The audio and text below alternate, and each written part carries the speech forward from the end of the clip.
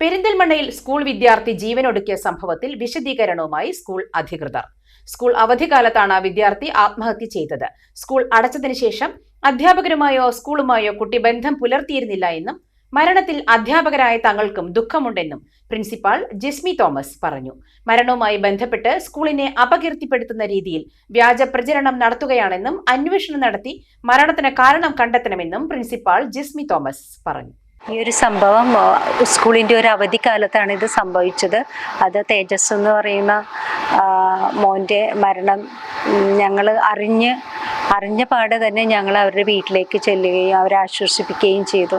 പ്രത്യേകിച്ച് തേജസിൻ്റെ മദറിനെ ഫാദർ ഒത്തിരി അതീവ സങ്കടത്തിലാണ്. അതിൽ ഞങ്ങൾ ഹൃദയംഗമായി ഉൾക്കൊണ്ടുകൊണ്ട് തന്നെ അവരോട് ഞങ്ങൾ ഉണ്ടായിരുന്നു.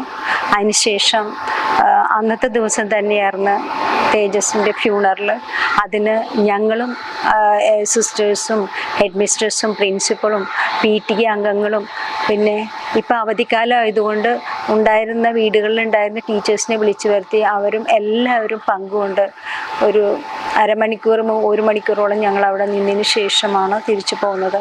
പിന്നീട് അവരുടെ വീട്ടിലേക്ക് പോകാനായിട്ട് ഇരിക്കുകയായിരുന്നു. ഞങ്ങൾ ഇതിൽ വിഷമത്തിൽ അവരെ പോയി കാണുവാനും അവരെ ആശ്വസിപ്പിക്കാനും ഒക്കെ ഇരിക്കുന്ന അവസരത്തിലാണ് ഒരു 3 ദിവസം കഴിഞ്ഞപ്പോഴാണ് ഇങ്ങനത്തെ വാർത്തകൾ ഞങ്ങൾ കേൾക്കുന്നത്.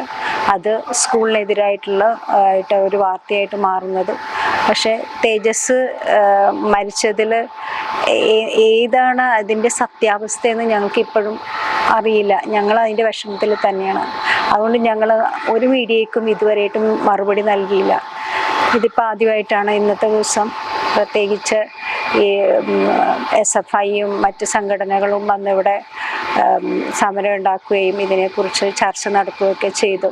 അപ്പോൾ ഇന്നാണ് ഞങ്ങൾ ഒന്ന് മീഡിയയുടെ മുമ്പിൽ വരുന്നത്. പക്ഷേ ഇതിൻ്റെ സത്യാവസ്ഥ നമുക്ക് മനസ്സിലാക്കണം. സത്യാവസ്ഥ മനസ്സിലാക്കി അതാരാണോ തെറ്റ് ചെയ്തവർക്ക് അവരെ പൂർണ്ണമായും അതിൽ ശിക്ഷ അനുഭവിക്കേണ്ടവരാണ്. അതിൽ നമുക്ക് സ്കൂളാണോ ഇതിപ്പോൾ അവധിക്കാലം ആയതുകൊണ്ട് വീട്ടിൽ വെച്ച് സംഭവം കൂടി ആയതുകൊണ്ട് പിന്നെ എനിക്കൊരു കാര്യം പറയാണ്ടെന്ന് വെച്ചെന്നാൽ ഞങ്ങൾ ടീച്ചേഴ്സ് സ്കൂളിൽ മാർച്ച് വരെ ടീച്ചേഴ്സ് മക്കളെ നന്നായി നോക്കിയിട്ടുണ്ട്. ഏപ്രിൽ മാസത്തിൽ വീട്ടിലാണ്. അത് പേരൻസിൻ്റെ കയ്യിലാണ് കുട്ടികൾ. പേരൻസിൻ്റെ സേഫ് പ്രൊട്ടക്ഷനിലാണ് അവർ.